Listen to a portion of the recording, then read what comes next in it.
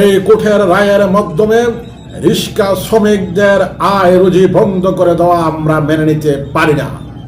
প্রিয় বন্ধুগণ, আপনারা জানেন এই রিক্সা শ্রমিক ঢাকায় প্রায় 5 থেকে 6 লক্ষ রিক্সা শ্রমিক রয়েছে।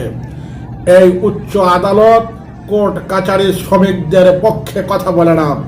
এরা মুসলিম নিরহ নিরপরাধ মানুষের পক্ষে কথা বলে না, এরা আমলাদের পক্ষে কথা বলে, অর্থ চিটার বাটপার দুর্নীতিবাজদের কথা বলে। আমরা সোচ্চার সক্রিয় কণ্ঠে জানিয়ে দিতে চাই, রিক্সা শ্রমিকরা দেশে থাকবে, অটো রিক্সা এবং ব্যাটারি চালিত রিক্সা দেশে চলবে। কোনো আইন করে এদেশের অটো রিক্সা বন্ধ করা যাবে না।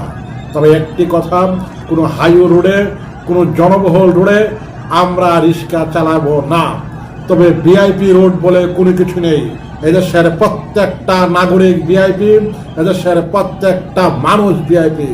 অতএব ভিআইপির দোহাই দিয়ে রিক্সা শ্রমিকদের রিক্সা চালন বন্ধ করা যাবে না, যাবে না, যাবে না।